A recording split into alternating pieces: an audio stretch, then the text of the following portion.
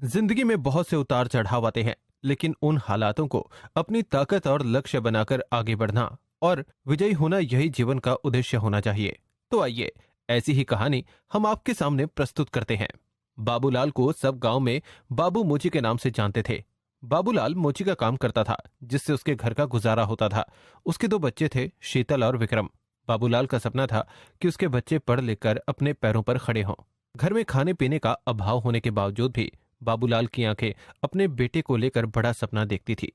एक बार हमारा विक्रम पढ़ लिख कर अपने पैरों पर खड़ा हो जाए तो हमारे सारे संकट कट जाएंगे। पहले घर के दाल आटे की चिंता करो, बच्चों को तो तब पढ़ाओगे। मोची हो कोई सरकारी अफसर नहीं हो जो तुम्हारा बेटा पढ़ेगा लिखेगा। मोची का बेटा मोची ही बनेगा। विक्रम बाहर से चिल्लाता हुआ आया और बोला, माँ, माँ, बहुत भूख लगी है, खाने में क्या बनाया है? बहुत भूख लगी है, जल्दी खाना दो। प्रेमलता दुखी होते हुए बोली, बेटा, आज तुम्हारे पिताजी की एक आने की भी कमाई नहीं हुई, इसलिए कोई सब्जी नहीं बनाई। आज रोटी पानी में भिगो कर ही खा लो, कल सब्जी बना दूंगी। विक्रम मुंह बनाते हुए बोला, माँ, कल भी मैंने पानी में ही भिगोकर रोटी खाई थी और आज भी आपने सब्जी नहीं बनाई। मुझे नहीं खानी रोटी। बाबूलाल विक्रम के सर पर हाथ फेरते हुए बोला, बेटा, मजदूर आदमी हूं, कभी आमदनी होती है कभी नहीं। इसीलिए ही तो चाहता हूं कि तुम पढ़ो लिखो और अफसर बनो। समय गुजरने लगा। विक्रम की 12वीं की परीक्षा थी। विक्रम ने दिन रात परीक्षाओं की तैयारी करी, लेकिन बोर्ड की फीस जमा न करने के लिए बाबूलाल पैसे नहीं जुटा पाया। बाबूलाल की चिंता बढ़ने लगी। ऊपर से शीतल की शादी भी पक्की हो चुकी थी। अगले महीने उसकी शादी भी करनी थी। प्रेमलता गुस्से में बोली, दिमाग खराब हो गया है तुम्हारा? कहाँ से लाओगे विक्रम की बोर्ड की फीस? अभी तो शीतल के दहेज के लिए भी कुछ नहीं जुटा पाए। मैं तो कहती हूँ उसकी पढ़ाई वढ़ाई छुड़ाकर उसे काम पर बिठा दीजिए। 4 पैसे कमा कर लाएगा, कुछ तो सहारा लगेगा।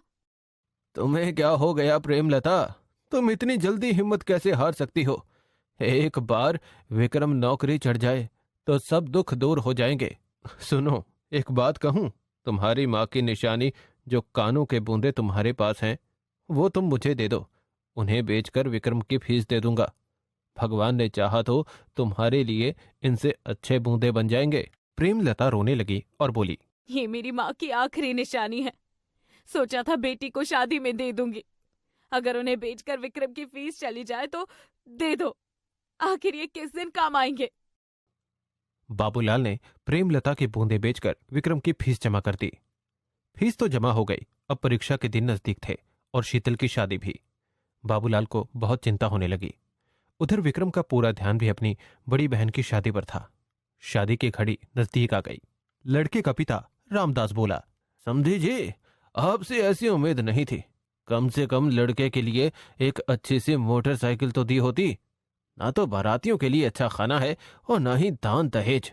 मुझे लगता है मुझे यह बारात वापस ले जानी पड़ेगी। अरे नहीं समधी जी, ऐसा मत कीजिए। दरअसल बेटे की पढ़ाई में बहुत पैसा खर्च हो गया। आप चिंता ना करें, ये शादी हो जाने दीजिए। मैं धीरे धीरे आपकी सारी मांगें पूरी कर दूंगा। मैं अपनी पगड़ी आपके पैरों में रखता हूं, मेरी लाज रख लीजिए। रामदास ने शीतल को अपनी बहू बनाकर ले तो गया, लेकिन वो लोग शीतल को दहेज के लिए प्रताड़ित करने लगे। उसका पति उसके साथ मोटरसाइकिल के लिए रोज मारपीट करने लगा। विक्रम दिन रात अपने पिता की बेबसी को महसूस करता रहा। अगर उसके पिताजी के पास पैसा होता तो आज उसकी बहन दुखी ना होती। कुछ दिनों बाद उसकी 12वीं की परीक्षा भी हो गई। बाबूलाल बहुत खुश था कि अब उसका बेटा 12वीं में पास हो जाएगा। अरे बाबूलाल, जरा मेरा जूता तो सिलना। क्या बात है, आज तो बड़े खुश नजर आ रहे हो। खुश कैसे ना होऊंगा भाई, आज मेरे विक्रम का रिजल्ट आ रहा है। वो पास होगा, उसके बाद मैं उसे आईपीएस अफसर बनाऊंगा। पड़ोसी हंसता हुआ बोला, मोची का बेटा आईपीएस अफसर? लगता है कुछ ज्यादा ही बड़ा सपना देख रहे हो। बाबूलाल के चेहरे पर एक तेज था। वो बोला, जिस दिन मेरा बेटा आईपीएस अफसर बनेगा, देखना तुम जैसों के मुंह बंद हो जाएंगे। लेकिन विक्रम के चेहरे पर हवाइयां उड़ रही थी। उसकी सहपाठी मंदिरा बोली, विक्रम, इतने परेशान क्यों लग रहे हो? तुम्हें नहीं पता मंदिरा, आज रिजल्ट आ रहा है। मंदिरा मुस्कुराते हुए बोली, तभी तो पूछ रही हूँ, परेशान होने की क्या जरूरत है? मंदिरा, डर लग रहा है। पिताजी ने माँ के बूंदे बेचकर मेरी फीस चुका दी। मेरी पढ़ाई के लिए दीदी को दहेज भी नहीं दिया, जिसकी वजह से उनके ससुराल वाले उन्हें बहुत परेशान करते हैं। अगर मैं फेल हो गया तो? मंदिरा उसे समझाते हुए बोली। सब ठीक होगा विक्रम, खुद पर भरोसा रखो। अरे वो देखो, शायद लिस्ट लग गई है। तुम रुको, मैं देख कर आती हूँ। मंदिरा ने लिस्ट देखी तो विक्रम फेल था। विक्रम की धड़कनें बढ़ रही थी। वो बेसब्री से मंदिरा का इंतजार करने लगा। मंदिरा आई और बोली, विक्रम, यकीन ही नहीं होता कि तुम पास नहीं हुए। ऐसा कैसे हो सकता है विक्रम? तुम फेल फेल हो गए हो। विक्रम अपने मुंह पर हाथ रखते हुए बोला, ये क्या कह रही हो मंदिरा? मैं फेल हो गया? अब मैं पिताजी को क्या मुंह दिखाऊंगा? वो रोने लगा। घर पर बाबूलाल और प्रेमलता बड़ी उम्मीदों से खुशखबरी का इंतजार कर रहे थे, लेकिन विक्रम की सूजी आंखें और लटके हुए मुंह को देखकर वो जान गए कि उनका विक्रम फेल हो गया है। वो बेचारे दोनों अपना माथा पकड़कर बैठ गए। पड़ोसी आस लगाए बैठे थे कि बाबू मोची के घर से कब खबर आए कि उसका बेटा पास हो गया है। अरे बाबू मोची, क्या चुपचाप ही खुशी मना रहे हो? लड्डू नहीं बांटे? बेटा पास होकर आईपीएस अफसर बनने की तैयारी करेगा। बड़े छुपे रुस्तम हो तुम तो। रिजल्ट आ गया और कुछ बताया भी नहीं। क्या रहा, विक्रम पास हुआ या फेल? अब बेचारा बाबूलाल क्या कहे, किसी को क्या बताए कि उसका बेटा फेल हो गया है। उसकी चुप्पी देखकर सब समझ गए कि उसका बेटा फेल हो गया है। बड़ा आया था अफसर बनाने, बेटा तो 12वीं में फेल हो गया है। बाबूलाल किसी के सामने नजर नहीं उठा पाया, लेकिन बाबूलाल ने हिम्मत नहीं हारी। विक्रम से उन्होंने कुछ नहीं कहा। डर था कि कहीं बेटा कोई गलत कदम ना उठा ले। बेटा जो हुआ सो हुआ, कोई बात नहीं, एक बार और कोशिश करो। मुझे यकीन है तुम पास जरूर हो जाओगे।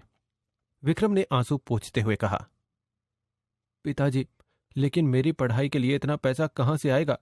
जीजा जी आए दिन दीदी के साथ दहेज के लिए मारपीट करते रहते हैं।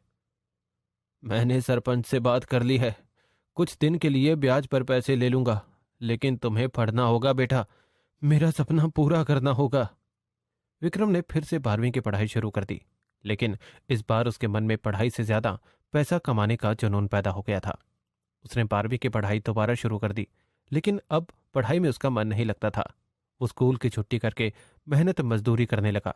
उसे लगा कि उसके पिताजी इस तरह तो कर्ज में डूब जाएंगे और उसकी बहन को कभी मोटरसाइकिल नहीं दे पाएंगे। इसीलिए उसने सोचा कि मैं भी काम करके उनकी पैसों से मदद करूं। एक दिन स्कूल जाते समय मंदिरा की नजर मजदूरी करते हुए विक्रम पर पड़ी। मंदिरा उसे देखकर चौंकते हुए बोली, विक्रम, तुम यहाँ और मजदूरी? मैं भी कहूँ 4 दिनों से स्कूल क्यों नहीं आ रहे? पढ़ाई छोड़कर क्या मजदूरी ही करनी है? विक्रम आंखें झुकाता हुआ बोला, मंदिरा, तुमसे तो कुछ नहीं छुपा। पिताजी ने मुझे पढ़ाने के लिए ब्याज पर पैसा लिया है, ऊपर से जीजा जी को बुलेट चाहिए।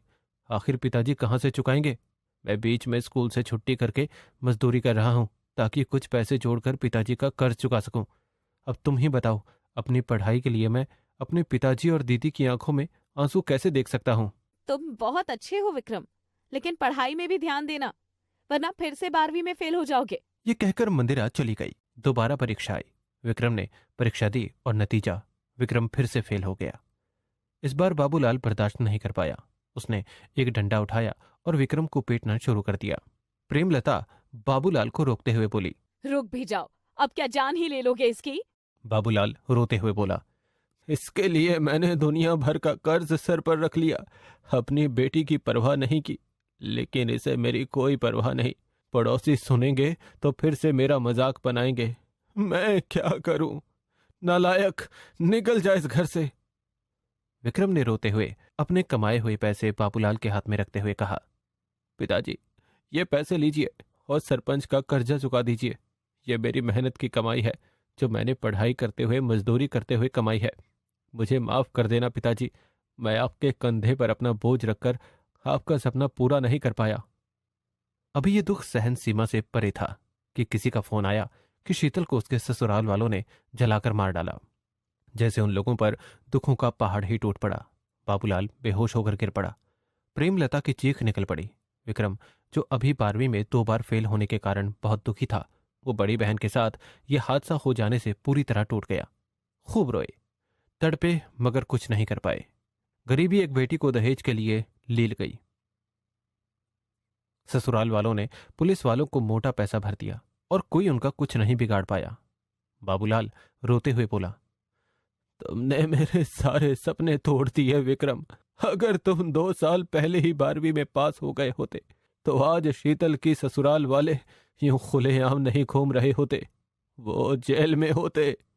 भेजा था पढ़ने, लेकिन हमें क्या पता था कि ये हमारी आंखों में धूल झोंक रहा है। अगर मजदूरी करनी थी तो हम तुम्हारी पढ़ाई में इतना पैसा क्यों खर्च करते? अगर इतना पैसा शीतल के ससुराल वाले को दे देते तो आज हमारी शीतल जिंदा होती। विक्रम को ये बात समझ आ गई। वो जान गया कि उसका अब 12वीं पास होना बहुत जरूरी है ताकि वो आईपीएस ऑफिसर बन सके। तभी वो अपनी बहन की तरह इस समाज की बेटियों को दहेज जैसे बढ़ते हुए अपराध से मुक्त करा पाएगा। विक्रम आंखों में आंसू भरते हुए बोला, पिताजी, मुझे एक मौका और दे दो। इस बार मैं जरूर 12वीं पास करूंगा और इसके बाद आईपीएस ऑफिसर बनकर दिखाऊंगा। बाबूलाल ने उसके सर पर हाथ रखते हुए कहा, अगर ऐसा है तो बेटा, मेरे लिए इससे ज्यादा खुशी की बात क्या होगी। तुम जल्दी से अपने ऊपर से 12वीं फेल का धब्बा मिटाओ, आईपीएस अफसर बनो और अपनी बहन के मुजरिमों को सजा दो। तब कहीं जाकर मेरे मन को शांति मिलेगी। उसके बाद विक्रम ने शपथ ली कि वो अब 12वीं पास करके रहेगा। 1 साल और बीत गया। आज फिर से 12वीं के रिजल्ट की लिस्ट लगी थी, लेकिन आज विक्रम के अंदर घबराहट नहीं थी। आज उसके मुख पर आत्मविश्वास छलक रहा था। 2 साल पहले कॉलेज जा चुकी मंदिरा भी उसके साथ थी। विक्रम, मैं जरा लिस्ट देख कर आती हूँ। नहीं मंदिरा, आज मैं देखता हूँ। कुछ देर बाद विक्रम ने खुशी के मारे मंदिरा को गोद में उठा लिया। मंदिरा, मैं पास हो गया, मैं पास हो गया मंदिरा। पिताजी का सपना पूरा हो गया। विक्रम, अब ये खुशखबरी तुम्हें अपने पिताजी को सुनानी चाहिए। ये खबर सुनने के लिए वो कब से तरस रहे हैं। विक्रम ने यह खबर बाबूलाल और प्रेमलता को सुनाई तो उन्होंने उसे लाखों आशीर्वाद दिए और भगवान का शुक्रिया अदा किया। जब गांव में विक्रम की तीसरी बार में 12वीं पास होने की खबर फैली तो सरपंच घर आ पहुंचा। सरपंच आंखें दिखाते हुए बोला, क्यों रे बाबूलाल, अब तो तेरा बेटा पास हो गया, अब तो मेरा उधार दे दे। कहीं ऐसा ना हो कि ब्याज देते देते तेरी कमर टूट जाए। बाबूलाल हाथ जोड़ते हुए बोला, कुछ समय और रुक जाओ मालिक, बस मेरा बेटा अफसर बन जाए, मैं आपकी पाई पाई सूद समेत लौटा दूंगा। सरपंच हंसते हुए बोला, मोची का बेटा और अफसर, देखते हैं। कुछ सालों बाद सरपंच के घर के सामने एक सरकारी गाड़ी रुकी। सरपंच हड़बड़ाता हुआ बोला, अरे कौन है जो गाड़ी का हॉर्न बजाया जा रहा है? आता हूं भाई। अरे हमारे घर ये सरकारी गाड़ी क्यों? हे भगवान, सब खैर करो। विक्रम वर्दी में गाड़ी से उतरा तो उसे देखकर सरपंच का रंग उतर गया। विक्रम ने सरपंच के पैर छुए और उसके हाथ में पैसे देते हुए कहा, काका गिन लीजिए, ब्याज समेत है। सरपंच हड़बड़ाता हुआ बोला, अरे रे रे रे, नहीं नहीं, ब्याज की कोई बात नहीं, सब ठीक है। तुम तो सच में आईपीएस ऑफिसर बन गए। एक मोची का बेटा सच में आईपीएस अफसर बन गया, ये तो हमारे गांव के लिए बड़े गर्व की बात है। तभी विक्रम की गाड़ी के पीछे बाबूलाल बैंड बाजे के साथ आ गया। बाबूलाल मूंछों पर ताव देता हुआ बोला, सरपंच देखो, मेरा बेटा, एक मोची का बेटा अफसर बन गया है। ये मेरे लिए ही नहीं, पूरे गांव के लिए बड़े फक्र की बात है। गांव वालों ने तालियां बजाई और विक्रम को फूल मालाएं पहनाकर उसका सम्मान किया। एक मोची के बेटे की पहचान अब आईपीएस अफसर विक्रम सिंह के रूप में बन गई। उसके बाद विक्रम ने अपनी बहन के कातिलों को सजा दिलाई और हर उस पीड़ित महिला की मदद करने की शपथ ली जिसे समाज प्रताड़ित करता है। मंदिरा ने हर कदम पर उसका साथ दिया और फिर विक्रम और मंदिरा ने शादी करके अपना घर कस्तूरी का पति ट्रक चलाता था। एक बार ज्यादा लोड के कारण ट्रक पलट गया और उसमें दबकर उसके पति की मौत हो गई। ट्रक क्या पलटा, कस्तूरी की किस्मत ही पलट गई। मालिक ने कोई मुआवजा नहीं दिया, बदले में 3 महीने का एडवांस बताकर 15,000 और वसूल लिए। अब बेचारी कस्तूरी को 7 साल के बेटे राघव की चिंता सताने लगी। अब वो क्या करेगी, क्या खाएगी? दिमाग ने जैसे काम करना ही बंद कर दिया। वक्त एकदम से ही बदल गया। राघव ने कस्तूरी की आंखों को अपनी नन्ही उंगलियों से पोंछते हुए कहा, क्यों रोती हो माँ? पिताजी छोड़कर चले गए इसीलिए? रोना बंद करो माँ, मैं हूं ना। पिताजी कहते थे कि मैं उनका शेर बेटा हूं, फिर भी आप रोती हो। शेर की माँ को रोना शोभा नहीं देता। अब कस्तूरी उसे कैसे बताती कि जिस घर में वो रहते हैं वो किराए का घर है। अभी पिछले 2 महीने का किराया बकाया है। आखिर वो इतना पैसा कैसे चुकाएगी? तभी वहां मकान मालकिन आ धमकी और बोली, सुनो कस्तूरी, अब मेरे घर का किराया देना तुम्हारे वश की बात नहीं, इसलिए बेहतर होगा कि तुम ये घर खाली कर दो। घर खाली कर दिया तो हम तो फुटपाथ पर ही आ जाएंगे। कुछ समय की मोहलत और दे दो। अब मैं और नुकसान नहीं उठा पाऊंगी कस्तूरी। तुम्हारा तो ये पूरी जिंदगी का दुख है। 4 दिन या महीने में ही बिल्डिंग थोड़े ही ना खड़ी कर लोगी। कस्तूरी अपने सब्र का घूंट पीकर कुछ बर्तन, कपड़े और जरूरी सामान उठाकर घर से बाहर आ गई। आंखों से आंसू और राघव के सवाल रुकने का नाम ही नहीं ले रहे थे। राघव ने मासूमियत से पूछा, माँ, अब हम कहाँ जाएंगे? हमारा घर कहाँ होगा? क्या खाएंगे? क्या पहनेंगे? कस्तूरी ने उसे फटकारते हुए कहा, अब तुम चुप हो जाओ राघव। मेरा सिर दर्द के मारे फटा जा रहा है। ऊपर से तुम्हारे सवाल रुकने का नाम ही नहीं ले रहे हैं। मैं नहीं जानती अब क्या होगा। बस अब तो जहाँ किस्मत ले जाएगी वहीं जाना होगा। कस्तूरी राघव को अपने आंचल में छिपाए कुछ दिन फुटपाथ पर ही रही। लोग उसे भिखारिन समझकर भीख देने लगे। कोई पैसे दे जाता तो कोई खाना। बस ऐसे ही वक्त गुजर रहा था। माँ, अब हमारे इतने बुरे दिन आ गए हैं कि लोग हमें भिखारी समझकर भीख देने लगे हैं। बेटा, जब तुम्हारे पिताजी जिंदा थे तब बात और थी, लेकिन अब समय बदल गया है। भीख मांगने के सिवा हमारे पास और कोई रास्ता नहीं है। मुझे अब कोई काम ढूंढ लेना चाहिए। इस तरह भीख मांगकर आखिर कब तक गुजारा होगा? कस्तूरी ने कई जगह काम ढूंढा, लेकिन उसे कहीं काम नहीं मिला। अंत में उसने सोच लिया था कि नदी में छलांग लगाकर ये जीवन लीला समाप्त कर लूं। मगर इससे पहले वो कुछ करती, किसी ने उसे पीछे से खींचकर थप्पड़ मारा और कहा, ये क्या करने जा रही हो तुम? तुम्हारे पास खड़ा ये मासूम बच्चा आज अपनी माँ को खो देता, उसके बाद सोचा है इसका क्या होता? लोग इसे बेच देते और इसके हाथ पैर तोड़कर भीख मंगवाते। ऐसी क्या मजबूरी आन पड़ी थी कि तुम नदी में कूदने चल दी? कस्तूरी ने उस औरत को सारी बातें बताई। वो औरत बोली, मेरा नाम ज़ौराबाई है, पेशे से तवायफ हूँ। पेट भरने के लिए जिस्म बेचती हूँ, लेकिन कभी मरने के बारे में नहीं सोचा। मर गई तो मेरे साथी बहनों का गुजारा कैसे होगा? चलो मेरे साथ और वहीं रहकर मेरे साथ काम करना। सच में भूखी तो बिल्कुल नहीं मरोगी। कस्तूरी पीछे हटती हुई बोली, नहीं नहीं, मैं मर जाऊंगी, लेकिन ऐसा काम कभी नहीं करूंगी। ज़ौराबाई ने उसे अपनी तरफ खींचते हुए कहा, अरे और कुछ नहीं तो नाच गा तो सकती हो ना, बस इतना ही कर लो। और ज्यादा कुछ करने को किसने कहा? तभी वहाँ राघव भूख और गर्मी के कारण वहीं बेहोश होकर गिर पड़ा। कस्तूरी ने उसे गोद में उठाया और उसकी हालत देखकर रोने लगी। मैं कहती हूँ चलो मेरे साथ, वरना पति के साथ बेटे को भी खो दोगी। कस्तूरी उसके साथ चली गई। उसके पास अब कोई रास्ता नहीं था। ज़ौराबाई ने डॉक्टर को बुलाया और राघव को दवाई दिलवाई। फिर उन्हें पेट भर खाना दिया। रात में सोने के लिए उन्हें एक अलग कमरा दिया। बहुत दिनों बाद आरामदायक बिस्तर मिलते ही उन्हें चैन की गहरी नींद आ गई। अगले दिन ज़ौराबाई ने कस्तूरी को उसका काम समझा दिया। कस्तूरी अब ज़ौराबाई के ग्राहकों के सामने नाचती और गाती, बदले में उसे पैसा मिलता। कस्तूरी संतुष्ट थी। कम से कम अब उसका बेटा फुटपाथ पर तो नहीं रहेगा। अब उसका राघव एक अच्छे स्कूल में पढ़ सकेगा और वो उसे पढ़ा लिखाकर एक बड़ा आदमी बनाएगी। कस्तूरी ने राघव का एक बड़े स्कूल में दाखिला करा दिया और खुद अपने काम में व्यस्त हो गई। कुछ सालों बाद राघव का स्कूल खत्म हो चुका था। कस्तूरी को लगा कि अब उसका बेटा जवान हो गया है। अब तक वो इतना पैसा जोड़ चुकी थी कि उसका और राघव का जीवन आराम से गुजरे। इसलिए उसने इस कोठी की दुनिया से संन्यास लेकर वहां से चले जाना बेहतर समझा। माँ, अब हम कहाँ जा रहे हैं? हम दूसरे शहर जा रहे हैं बेटा। वहां से मैं तुम्हें विदेश भेज दूंगी। तुम वहीं रहकर अपनी पढ़ाई पूरी करना और मेरा नाम रोशन करना। यहाँ हमें सब लोग जानते हैं। मैं नहीं चाहती कि कोई तुम्हें नाचने गाने वाली का बेटा कहे। कस्तूरी के संघर्ष ने राघव को विदेश भेज दिया और खुद एक घर खरीद कर रहने लगी।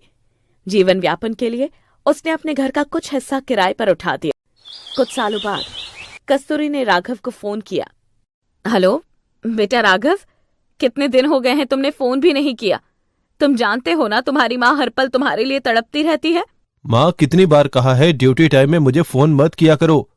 तुम्हें तो कुछ काम है नहीं, लेकिन मेरी पढ़ाई भी है, साथ में जॉब भी। फुर्सत मिलेगी तो मैं खुद ही कर लूंगा। अभी कितनी पढ़ाई और बाकी है बेटा? 3 साल से तुम्हारी शक्ल ही नहीं देखी। अब सब छोड़ छाड़ कर वापस आ जाओ। शादी की उम्र हो गई है तुम्हारी। कहीं ऐसा न हो कि मैं कोई सुख देखे बिना ही स्वर्ग से धार जाऊं। माँ, मेरा आना तो मुश्किल है, लेकिन मैं जल्द ही तुम्हारा वीजा भिजवा दूंगा। तुम ही यहाँ आ जाना। मैंने यहाँ एक लड़की पसंद कर ली है, सोनिया। यहीं शादी करके यहीं सेटल होना चाहता हूँ। ये सुनकर कस्तूरी ठगी सी रह गई। उसके हाथ पैर ढीले पड़ गए। वो बोली, नहीं राघव, तुम्हें आना होगा। इस तरह तुम अकेले अपने जीवन का फैसला नहीं कर सकते। माँ, अपनी सोच बदलो, अब वक्त बदल गया है। ये राघव क्या कह रहा है? वो वापस नहीं आएगा? उसने लड़की भी वही पसंद कर ली है। लगता है अब मुझे वहां जाना ही पड़ेगा। कुछ दिनों बाद राघव ने कस्तूरी का वीजा भेज दिया। कस्तूरी राघव के पास चली गई। वहां जाकर पता चला कि राघव तो सोनिया से पहले ही शादी कर चुका है। सोनिया की माँ अंग्रेज थी और बाप भारतीय, इसलिए सोनिया को हिंदी अच्छे से आती थी। आइए मॉम, अब ये आपका ही घर है। आप यहाँ रहेंगी तो मुझे सुबह में नाश्ते और लंच की टेंशन नहीं रहेगी। जानती हूँ इतना तो आप कर ही लेंगी। मुझे और राघव को सुबह जल्दी ऑफिस जाना पड़ता है। माँ, ये देखो तुम्हारा पोता आरव। अब तुम दादी पोता साथ में मस्ती करना। वैसे ही सोनिया पूरा दिन थक जाती है। आरव को देखकर कस्तूरी ने चैन की एक सांस ली। वो सब दुख और शिकायतें भूल गई, मगर अगले ही पल अपने सारे अरमान मिट्टी में मिले नजर आए। सोचा था कि सारी उम्र रो रो कर गुजारी, अब बेटी की शादी करूंगी, बहू आएगी, खूब धूम धड़ाका होगा। लेकिन राघव मेरे सारे सपने मिट्टी में मिला देगा, ये नहीं सोचा था। खैर, जो भी हुआ अब तो सब देखना ही है।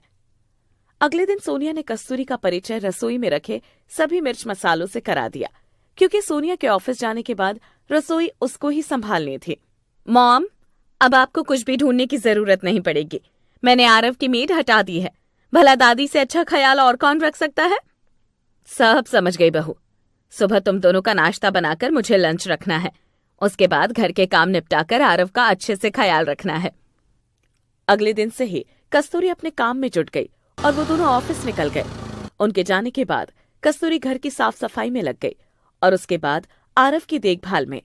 शाम हो गई, वो दोनों ऑफिस से आ गए। मॉम, डिनर में क्या बनाया है? बहू, मुझे लगा कि... अरे सासू मॉम, लगना ही क्या था। थकी हुई आती हूँ इसलिए घर आकर खाना बनाने की हिम्मत नहीं होती। वैसे तो हम बाहर खा आते थे, पर जब आप आ गई है तो आपके हाथ के गरम खाने की बात ही कुछ और होगी। अब आपको जो अच्छा लगे बना लिया करना। कस्तूरी समझ गई थी कि उनके बहू बेटे ऑफिस संभालेंगे और वो घर और उनका बेटा। इसी तरह 2 साल बीत गए। सोनिया अपनी सास से उकताने लगी। कस्तूरी यहाँ इतनी व्यस्त हो चुकी थी कि उसे खुद के बारे में सोचने का मौका ही नहीं मिला। दिन रात काम करते करते वो बीमार पड़ गई। ये क्या माँ, एक तो हम लोगों के पास वैसे ही समय नहीं है, उस पर तुमने बीमारी पकड़ ली। राघव, ये मेरे वश की बात नहीं है। मैं अब बूढ़ी हो चली हूँ। इन हड्डियों में इतना काम करने की ताकत नहीं बची है। माँ, किसने कहा काम करने को? हम लोग ऑफिस जाते हैं तो घर तो देखना ही पड़ेगा ना। अब तुम इतनी लापरवाही बरतोगी तो इसमें मेरा और सोनिया का क्या कसूर? देखो तो कितनी खांसी हो गई है। एक दिन कस्तूरी ने राघव और सोनिया को बात करते हुए सुना। मॉम को इतनी खांसी है, मैं डरती हूँ कि कहीं हमारे आरव को इन्फेक्शन न हो जाए। और फिर जब से मॉम आई है, प्राइवेसी नाम की तो चीज ही नहीं रही। वैसे भी ये घर छोटा है, आरव बड़ा हो रहा है, उसे भी तो एक कमरा अलग से चाहिए होगा। राघव, मुझे लगता है अब मॉम को ओल्ड एज होम भेज देना चाहिए, क्योंकि हमारे पास तो इतना समय है नहीं कि हम उनकी देखभाल कर सके। वहां उनका अच्छे से ख्याल रखा जाएगा। लगता है तुम ठीक कह रही हो सोनिया। मैं आज ही ओल्ड एज होम मैनेजर से जाकर बात करता हूँ। ये सुनते ही कस्तूरी की रुआई फूट पड़ी। उसे अपने कानों पर भरोसा नहीं हुआ कि उसका बेटा उसे ओल्ड एज होम भेजने के लिए तैयार है। जिस बेटे के लिए वो सारी उम्र मर्दों के सामने नाचती गाती रही, आज वही बेटा माँ का त्याग भूल गया। खुद अपने पेट में गांठ लगाकर भूखी पड़ी रही और अपने हिस्से का निवाला उसे खिलाया। आज वो मुझे फालतू चीज समझकर ओल्ड एज होम भेजने की सोच रहा है। माँ बाप अपने 10 बच्चों की परवरिश कर देते हैं, लेकिन औलाद को आज एक पेट भी भारी है। सच में वक्त बहुत बदल गया है। ये सोचते हुए सीना दर्द से फटने लगा और वो जमीन पर गिर पड़ी। ये देखकर राघव और सोनिया दौड़े, मगर तब तक कस्तूरी ये दुनिया छोड़कर जा चुकी थी। लेकिन उसने अपने बहू बेटे को समय के हवाले कर दिया। क्या पता कल उनका बेटा भी उन्हें ओल्ड एज होम भेज दे, क्योंकि वक्त सबका बदलता है। निर्मला ने अपनी जिंदगी में बहुत सारे उतार चढ़ाव देखे थे, अब वह समय को रोककर अपने लिए सुखद जीवन जीना चाहती थी। इसीलिए उसने सब कुछ त्याग कर हरिद्वार जाने का मन बना लिया। पति बरसों पहले ही एक बेटे की जिम्मेदारी देकर स्वर्ग सिधार गए। सरकारी नौकरी थी, इसलिए निर्मला को अच्छी खासी पेंशन मिलती रही। उसे कभी किसी किल्लत का सामना नहीं करना पड़ा, लेकिन उसे जीवन का अकेलापन हमेशा खलता रहा। वक्त बलवान होता है, उसके सामने कभी किसी की नहीं चलती। समय गुजरता गया और एक रोज उसके बेटे की 4 साल की उम्र में ही हैजे से मौत हो गई। उसका तो संसार उजड़ गया, सब कुछ खत्म हो गया और निर्मला बिल्कुल अकेली रह गई। निर्मला की जेठ अस्थमा की बीमारी से स्वर्ग सिधार चुके थे, इसीलिए उसकी जेठानी आनंदी किसी को खोने का दुख समझती थी। उसने निर्मला को सहारा दिया। निर्मला अपनी जेठानी आनंदी से बोली, दीदी अब यहाँ जी नहीं लगता, चारों तरफ अकेलापन है। ऐसा लगता है कि कहीं से तुम्हारे देवर मुझे आवाज दे रहे हो। मेरा बेटा मुझे यहीं इधर उधर घूमते हुए मालूम पड़ता है। ऐसा लगता है यहाँ रहकर मैं पागल हो जाऊंगी। सोच रही हूँ हरिद्वार चली जाऊं और बाकी का जीवन वहीं पूजा पाठ में गुजार लूं। ये घर, ये जायदाद अब सब तुम संभाल लेना, मैं जा रही हूँ। आनंदी उसे रोकती हुई बोली, ना छोटी, कहीं जाने की जरूरत नहीं है। और तुम अकेली कहाँ हो? अजीत और मधुकर भी तो तुम्हारे ही बेटे हैं। आज से उन्हीं के लिए जियो। अब वो दोनों मेरे नहीं तुम्हारे बेटे हैं। मैं अकेले इन्हें नहीं संभाल सकती, अब तुम ही इन्हें संभालो। निर्मला की आंखों में आंसू आ गए। वो बोली, कितना सोचती हो तुम मेरे लिए दीदी। ठीक है, तुम कहती हो तो नहीं जाती।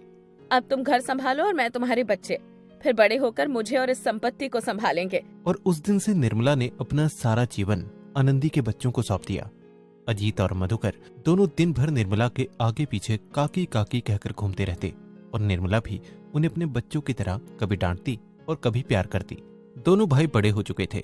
निर्मला आज भी अपने सगे बेटों से भी ज्यादा प्यार करती थी। अजीत, ये क्या पढ़ाई लिखाई छोड़कर सिनेमा देखने गए थे? अगर दीदी को ये बात पता चल गई तो उन्हें कितना दुख पहुंचेगा। क्या काकी, अब हम बच्चे नहीं रहे, अपना भला बुरा खुद सोच सकते हैं। और अब तुम बूढ़ी हो गई हो, हमारे कम अपनी ज्यादा चिंता किया करो। ये क्या कह रहे हो अजीत? मैं बूढ़ी हो गई हूँ तो इसका मतलब तुम्हारी गलतियों को नजरअंदाज कर दूं? कल को दीदी को पता लगा तो उन्हें कितना दुख पहुंचेगा। अजीत बिना जवाब दिए ही वहां से चला गया। निर्मला सोचती रही कि अब बच्चे बड़े हो गए हैं और मैं बूढ़ी, शायद अब मुझे अपनी मर्यादा में रहने का समय आ गया है।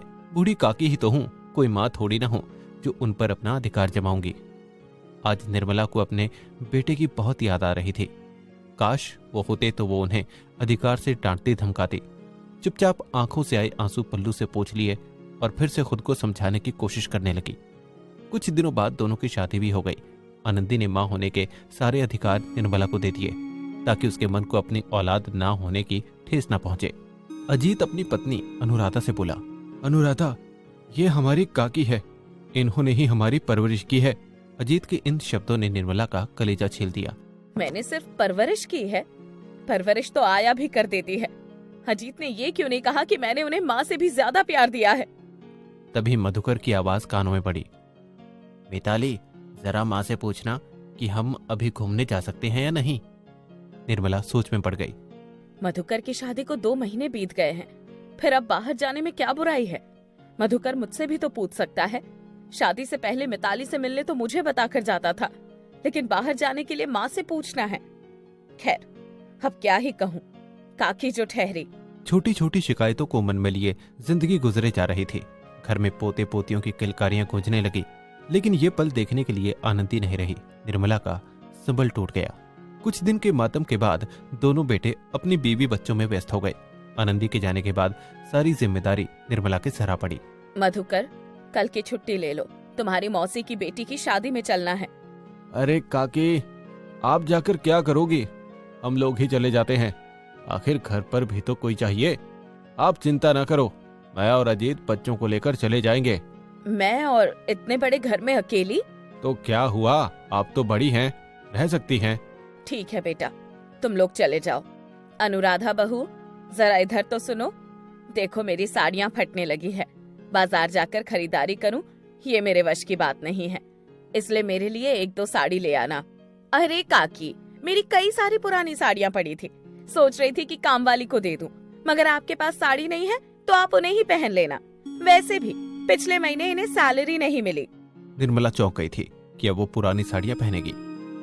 अब उसे इस घर में अपनापन कम और एहसान ज्यादा नजर आने लगा, जैसे वो लोग उसके बुढ़ापे पर तरस खाकर उस पर एहसान कर रहे हों। कई दिन बीत गए। निर्मला ने सुना कि दोनों बहुएं दोनों बेटों से लड़ रही हैं। बस अब और बर्दाश्त नहीं होता। आखिर बूढ़ी काकी का बोझ हम कब तक उठाएंगे? पूरे दिन खांसती रहती है। कल को अगर ये बीमारी हमें और बच्चों को लग गई तो? सही कहती हो दीदी, ये तो छुआछूत की बीमारी है। वैसे अब हमारे बच्चे बड़े होने लगे हैं, उन्हें भी तो कमरे चाहिए। मैं तो कहती हूँ कि काकी को वृद्धाश्रम भेज दो। हम ऐसे कैसे कर सकते हैं? काकी हमारे बचपन से हमारे साथ रही है। उन्होंने हमें अपने बच्चों की तरह पाला है। उनके पास भला किस चीज की कमी है? उनका अपना घर है, पैसा है, बस बुढ़ापे में सहारा चाहिए। वो तुम्हारी माँ नहीं काकी है, समझे? इतना सोचने की जरूरत नहीं है। तुम दोनों भाई तो ये चाहते हो कि हम दोनों देवरानी जेठानी बुढ़ापे में नौकरानी की तरह उनकी सेवा करें। ना बाबा ना, हमसे ना हो पाएगा।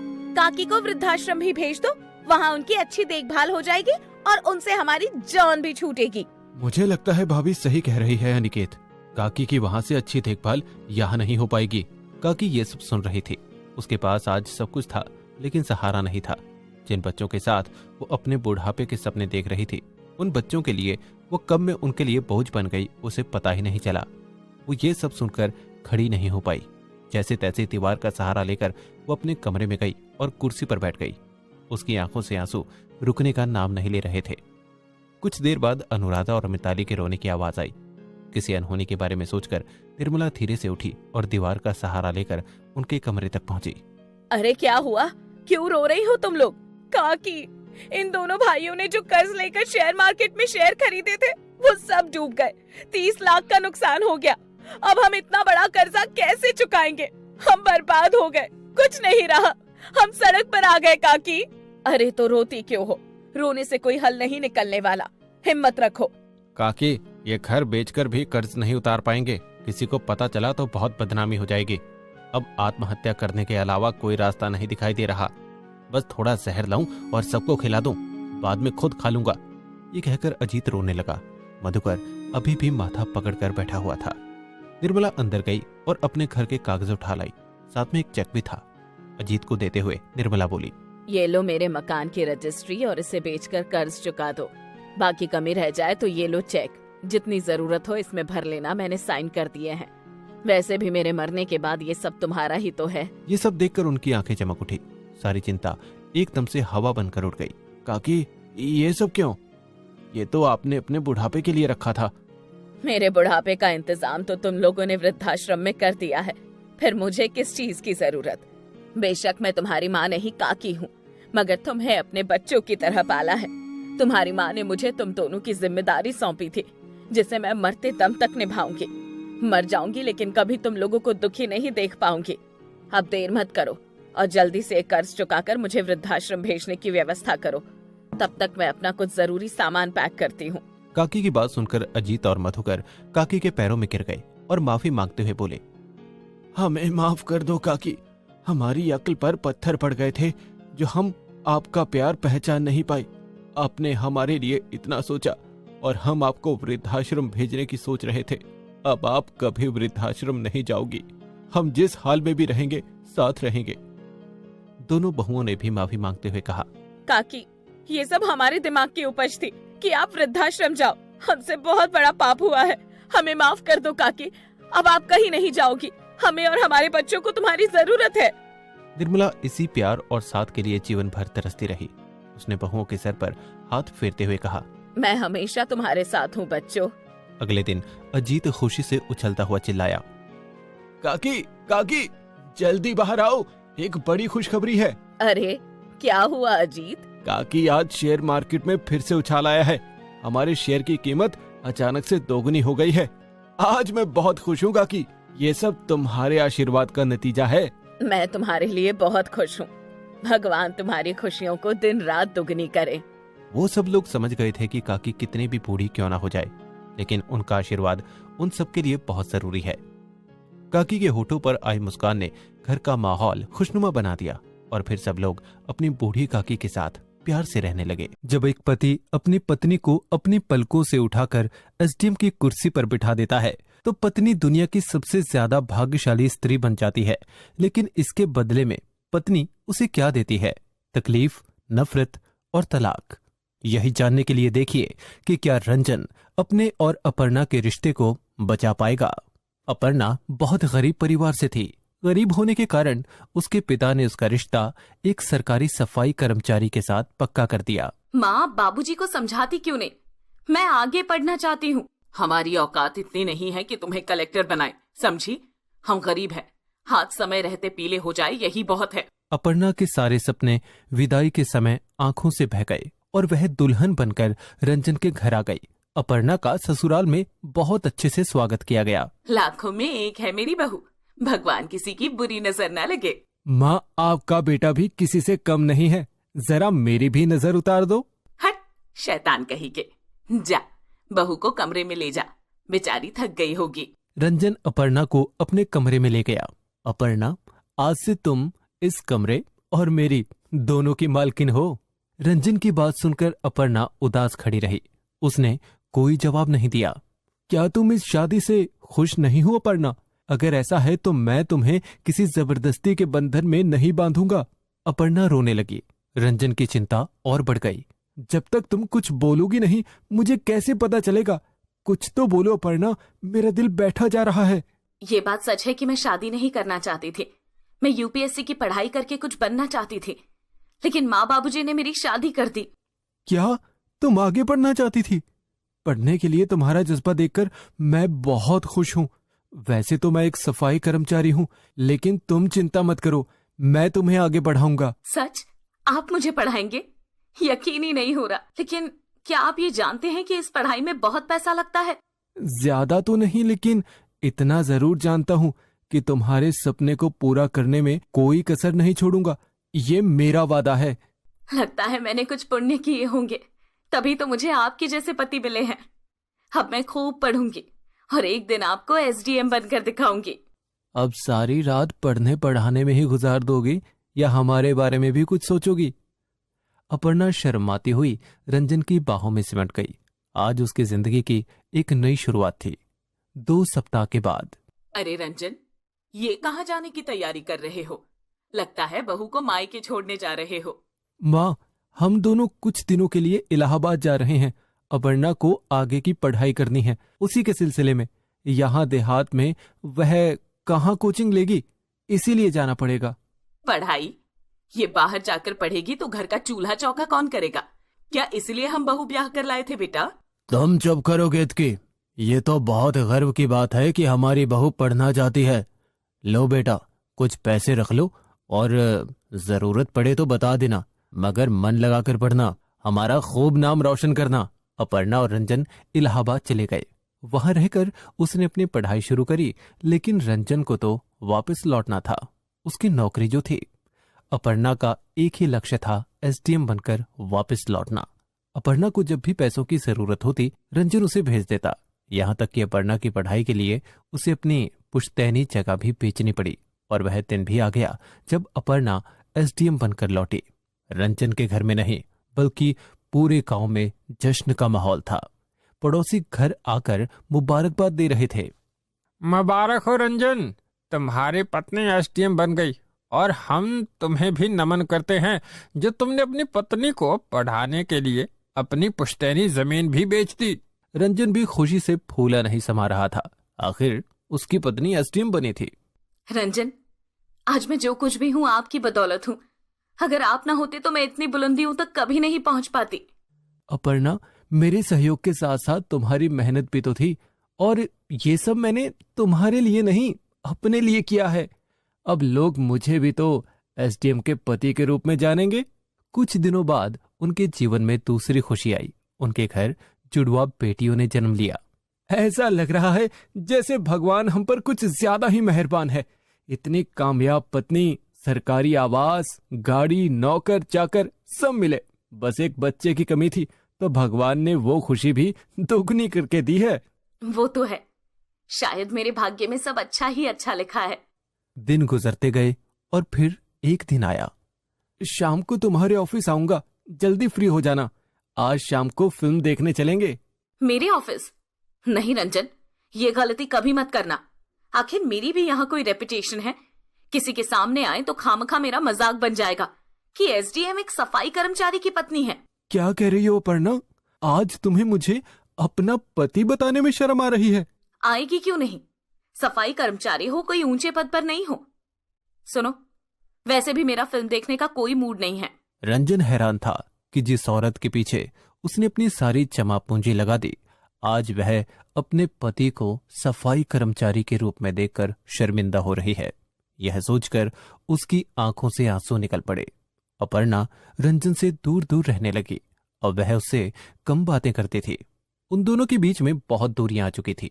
एक दिन रात में रंजन गहरी नींद में सो रहा था, तभी एक अनजान नंबर से फोन आया। हेलो, क्या आप अपर्णा के पति बोल रहे हैं? हाँ जी, बताइए, आप कौन? मैं सुरभि बोल रही हूँ। लेकिन मैं आपको नहीं जानता। शायद आपको नहीं मालूम, आपकी पत्नी का मेरे पति से काफी समय से अफेयर चल रहा है। मैं अपने पति को समझा समझा कर थक गई, मगर उनके सिर पर अपर्णा का भूत चढ़ा हुआ है। इसलिए आपसे प्रार्थना करती हूँ कि आप उन्हें रोकिए और मेरा घर टूटने से बचा लीजिए। आप ये क्या कह रही हैं? मुझे अपनी पत्नी पर पूरा भरोसा है। भरोसा तो मुझे भी अपने पति पर था, लेकिन जब मैंने उन्हें अपनी आंखों से एक साथ देखा तो सारा भरोसा टूट गया। अगर आप भी उन्हें रंगे हाथों पकड़ना चाहते हो तो कल 11 बजे सम्राट होटल पहुंच जाना, रूम नंबर 11। ये मैसेज मैंने अभी इनके फोन में देखा है। रंजन के हाथों से फोन छूट गया, आंखों में आंसू टपकने लगे। पास में सोई हुई मासूम सी लड़की उसके साथ इतना बड़ा धोखा कैसे कर सकती है, वो भी 2 बच्चियों की मां बनने के बाद। रंजन सोचने लगा, नहीं नहीं, अभी कुछ कहना सही नहीं होगा, नहीं तो ये चौकन्नी हो जाएगी। अगले दिन वह बताए गए होटल में पहुंच गया, जहां अपर्णा कार्तिक की बाहों में लेटी हुई थी। रंजन को देखकर वह दोनों जल्दी से उठ गए। रंजन उसे थप्पड़ मारते हुए बोला, बदचलन औरत, तुमने मेरे विश्वास का खून किया है और मैं पागल तुम्हारे लिए अपना सब कुछ दांव पर लगा बैठा। तुम्हें शर्म नहीं आई? कम से कम अपनी बच्चियों का तो ख्याल किया होता। आपकी हिम्मत कैसे हुई मुझ पर हाथ उठाने की? आप जानते नहीं हो कि मैं कौन हूँ। मैं एसडीएम हूँ और आप केवल एक सफाई कर्मचारी। छी, घिन आती है मुझे तुमसे। मुझे नहीं रहना आपके साथ, मुझे आपसे तलाक चाहिए। इस आदमी के लिए तुम मुझे तलाक दे रही हो? क्या तुम भूल गई कि तुम्हें एसडीएम के पद पर बैठाने के लिए मैंने अपनी सारी कमाई तुम्हारी पढ़ाई में लगा दी और आज तुम मुझे तलाक देना चाहती हो? अपर्णा, इस आदमी को जल्द से जल्द रास्ते से हटा देना चाहिए। ये हमारे लिए खतरनाक साबित हो सकता है। यह आदमी क्या बोल रहा है अपर्णा? खैर छोड़ो, जो भी हुआ मैं सब भूल जाऊंगा, लेकिन तलाक की बात दोबारा मत करना। हम फिर से अपनी नई जिंदगी शुरू करेंगे। जिंदगी और तुम्हारे साथ एक भंगी के साथ कभी नहीं। चले जाओ यहां से, अब कोर्ट में मिलेंगे। रंजन बिल्कुल टूट गया, सब खत्म हो चुका था। अपर्णा ने तलाक पाने के लिए दहेज उत्पीड़न का केस डाल दिया। बच्चियों को वो अपने साथ ले गई। रंजन मीडिया और कोर्ट की मदद से फिर से सब कुछ सही करना चाहता है, लेकिन अपर्णा अपने पद का फायदा उठाकर उसे हर जगह से निराश कर रही थी। रंजन अपनी मां के घुटनों पर सिर रखकर बोला, मां, मैं ही बेवकूफ था जो बीवी को पढ़ा लिखा कर एसडीएम बना दिया। शायद अब कोई भी पति अपनी पत्नी को आगे नहीं पढ़ाएगा। बेटा, 5 उंगलियां बराबर नहीं होती। अगर ऐसा होता तो कोई औरत सावित्रीबाई फुले, कल्पना चावला या पीटी उषा नहीं होती। उसने स्त्री जाति को शर्मिंदा किया है, लेकिन हर स्त्री उसके जैसी नहीं होती। तुमने उसे पढ़ा लिखा कर पूरे देश में अपना नाम रोशन किया है, इसलिए पछतावा छोड़कर जिंदगी में आगे बढ़ो। तुम्हारा दिल दुखाकर वो कभी सुखी नहीं रहेगी। ये सुनकर रंजन की आंखों से आंसू निकल पड़े। सुहानी बहुत ही दुबली पतली लड़की थी। घर से स्कूल, स्कूल से कॉलेज, सब उसे छिपकली कहकर चिढ़ाते थे। माँ, मुझे कॉलेज में सब छिपकली कहते हैं। क्या मैं छिपकली सी दिखाई देती हूँ? बेटी, तुम तो बहुत सुंदर हो, लेकिन तुम पतली हो, इसलिए सब तुम्हें छिपकली कहते हैं। उसके माता पिता को उसकी शादी की चिंता रहने लगी। पता नहीं कैसे हाथ पीले होंगे इसके, जो भी देखने आता है छिपकली सी बताकर चला जाता है। हाँ भगवान, रात की नींद उड़ गई है। इसे ऐसा कुछ खिलाओ जो ये मोटी हो जाए। बहुत तंग आ गया हूँ। लड़के आते हैं और रिजेक्ट करके चले जाते हैं। अब तो शर्म आने लगी है। कल अशोक आ रहा है अपने बेटे तुषार के साथ इसे देखने। खूब सारे कपड़े पहना देना ताकि शरीर ठीक दिखाई दे। वो लोग सुहानी को देखने आए और रिश्ता पक्का कर गए। कुछ दिनों बाद दोनों की शादी हो गई। जब सुहानी ससुराल गई, उसे देखते ही उसकी सास वसुधा का माथा ठनक गया। तुषार, ये लड़की पसंद करके आए थे तुम दोनों? कुछ देखा भी था? लगता है जैसे हड्डियों पर मांस ही ना हो। छिपकली सी बहू तुमको कैसे पसंद आ गई? माँ, लगता है शादी के तामझाम में कुछ कमजोर हो गई है। उस समय तो ठीक ठाक थी। अब क्या करूं?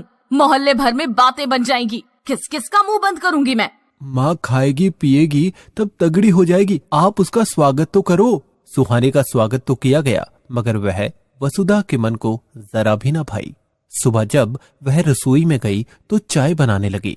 ये देखकर वसुधा बोली, सुनो बहू, यहाँ चाय नहीं पीते, दूध पीते हैं। और तुम भी दूध पीने की आदत डाल लो। माँ जी, आप लोगों के लिए दूध ला कर देती हूँ, लेकिन मुझे तो चाय की आदत है।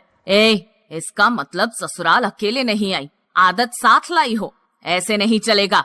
यहाँ जो भी होगा हमारे हिसाब से होगा, तुम्हारी आदत से नहीं। तुम भी दूध ही पियोगी। शरीर देखा है अपना, छिपकली सी। सुहानी छिपकली शब्द सुनकर फिर से दुखी हो गई। मायके से ससुराल तक इस शब्द ने पीछा नहीं छोड़ा। दिन गुजरते गए और वक्त के साथ वसुधा के ताने बढ़ने लगे। बहू, आज अभी तक कपड़े नहीं धुले। लगता है शरीर में कोई रोग लेकर आई हो। जब से आई हो रत्ती भर भी फर्क नहीं पड़ा। फिर काम कैसे होगा? माँ जी, सुबह से तो काम में ही लगी हूँ, सिर्फ कपड़े ही तो बचे हैं, अभी धोने जा रही हूँ। ठीक है, कपड़े धोकर मेरे लिए चाय बना लाना। सुहानी कपड़े धोकर चाय लेकर गई तो उसके हाथ से कप छूटकर नीचे गिर गया और टूट गया। सत्यानाश, तोड़ दिया ना कप। जानती हो कितने महंगे थे? मेरे भाई ने गिफ्ट में दिए थे। हाथों में तो जान है ही नहीं, छिपकली कहीं की। अब तो ये सुनना उसकी रोज की आदत बन चुकी थी, इसीलिए वह इस बात पर ध्यान नहीं देती थी। एक दिन वसुधा तुषार से बोलती है, तुषार, इस लड़की में मुझे तो लगता है कोई रोग है। सब यही कहते हैं कि वसुधा तेरी बहू कितनी दुबली है। मैं तो कहती हूँ इसे तलाक देकर दूसरी शादी कर लो। माँ, इतना आसान नहीं है ये सब। इसके मायके वालों ने उस समय हमारे साथ धोखा किया। इसको इतने सारे कपड़े पहनाकर खड़ा कर दिया था कि मैं मना ही नहीं कर पाया। तुम चिंता मत करो, मैं कुछ ऐसा करती हूँ कि ये खुद ही यहाँ से घर छोड़कर भाग जाए। अगले दिन, बहू, ये क्या ऐसी बनती है रोटियां? सारी रोटी जली हुई है। मुझे तो कहीं से जली नहीं दिखाई दे रही। अच्छा, अभी दिखाती हूँ कहाँ से जली है। ये कहते ही वसुधा ने गरम चिमटा उसके हाथ पे मार दिया। हाय माँ, मेरा हाथ जल गया। आप ऐसा क्यों कर रही हो मेरे साथ? अच्छा, मुझसे जुबान चलाती है? इसकी सजा ये है कि अब तुम्हें 2 दिन तक खाना नहीं मिलेगा। वसुधा ने सुहानी को 2 दिन तक खाना नहीं दिया। वह बेचारी भूखी प्यासी घर का सारा काम करती रही। रात के समय जब वह अपने कमरे में गई तो चक्कर खाकर गिर पड़ी। क्या हुआ सुहानी, क्या हुआ? उठो, तुषार ने उसे छिंचोड़ते हुए कहा। ये क्या ड्रामा है? अब तो चक्कर खाकर गिरने भी लगी हो। कुछ नहीं तुषार, वो रसोई में गर्मी ज्यादा थी, इसलिए चक्कर आ गया था। बस करो, अब और बर्दाश्त नहीं कर सकता। चली जाओ यहाँ से। एक छिपकली सी औरत के साथ अब मैं और नहीं रह सकता। सुहानी ने आज तक सब बर्दाश्त किया था, लेकिन उसका पति भी आज उसे छिपकली कह रहा है। ये उसे बर्दाश्त नहीं हुआ और वह चुपचाप घर से चली गई। रोते रोते वह एक जंगल में पहुंच गई और एक पेड़ के नीचे बैठ गई। क्यों कहते हैं सब मुझे छिपकली? अगर मैं पतली हूँ तो इसमें मेरा क्या कसूर? इससे अच्छा तो भगवान मुझे छिपकली ही बना दो। कम से कम मुझे छिपकली होने के ताने तो नहीं सुनने पड़ेंगे। तभी एक चमत्कार हुआ। एक विशाल छिपकली सुहानी के सामने आ गई। सुहानी उसे देखकर डर गई। इतनी बड़ी छिपकली! हे भगवान, ये छिपकली है या मगरमच्छ? हाँ, हट जा यहाँ से, मुझे डर लग रहा है। डर मत सुहानी, मैं तुम्हारी मदद करने आई हूँ। मैं हमेशा पवित्र आत्माओं का साथ देती हूँ, तुम्हारा भी दूंगी। मैं जानती हूँ कि तुम्हारी सास और तुम्हारे पति तुम्हें बहुत परेशान करते हैं। तुम शायद ये नहीं जानती कि वो तुमसे हमेशा के लिए छुटकारा पाना चाहते हैं और तुम घर छोड़ आई। अरे, तुम तो सब जानती हो, लेकिन मैं घर नहीं छोड़ती तो क्या करती? उस घर में मुझे कोई प्यार नहीं करता। तुम इतनी प्यारी हो, अब तुम्हें सब प्यार करेंगे। मैं तुम्हें वरदान देती हूँ, जब जब वो तुम्हें छिपकली बोलेंगे तुम तब तब छिपकली बन जाओगी। इस तरह उनका तुम्हें छिपकली कहना छूट जाएगा। उसके बाद सुहानी घर वापस आ गई। आ गई छिपकली? कहाँ थी अब तक? हमने तो सोचा था कि कहीं जाकर मर गई होगी। तभी सुहानी एक विशाल छिपकली बन गई। वसुधा उसे देखकर डर के मारे कांपने लगी।